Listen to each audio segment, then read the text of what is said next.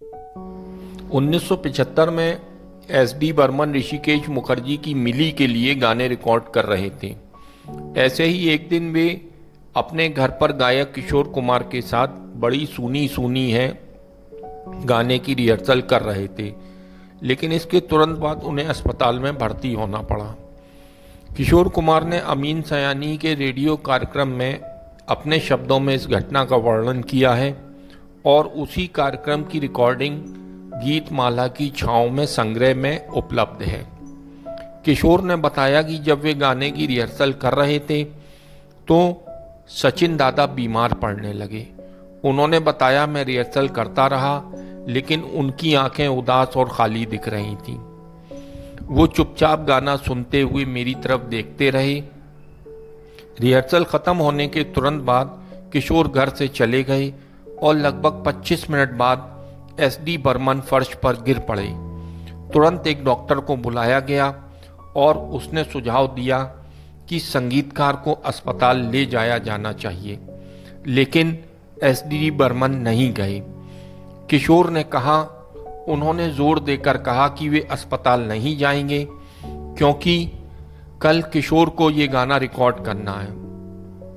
उन्होंने कहा, रिकॉर्डिंग हो जाने के बाद आप मुझे जहां चाहें ले जा सकते हैं। उनके बेटे आर.डी. बर्मन, जिन्हें प्यार से पंचम के नाम से जाना जाता था, किशोर के घर पहुंचे और उनसे रिक्वेस्ट की कि वे कोई बहाना बनाकर आएं ताकि उनके पिता अस्पताल जा सकें। उन्होंने याद करते हुए कहा, पंचम ने कहा कि किशोर आकर उन्हें समझाओ, रिकॉर्डिंग बाद में भी हो सकती है।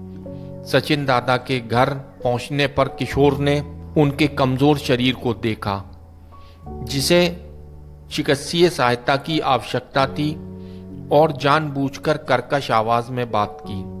उन्होंने गले में खराश का बहाना किया ताकि दादा गाना रिकॉर्ड करने पर जोर ना दें। मैंने कहा, दादा मेरी आवाज़ सुनो, अभी ये बहुत ख़राब है।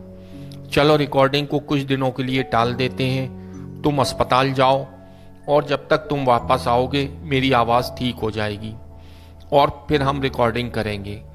लेकिन इस हालत में भी एस.डी. बर्मन परफेक्शनिस्ट थे।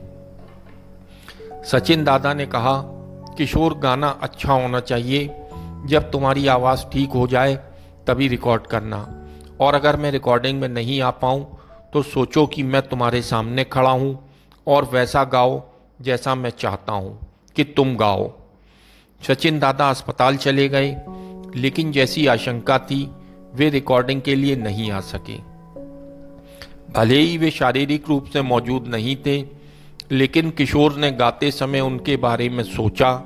बाद में पंचम रिकॉर्डिंग वाला टेप लेकर अस्पताल गए ताकि उनके पिता इसे सुन सकें, और किशोर ने बताया कि इसे सुनकर उनकी आंखें भर आईं। गाना सुनने के बाद उनकी आंखों में आंसू आ गए।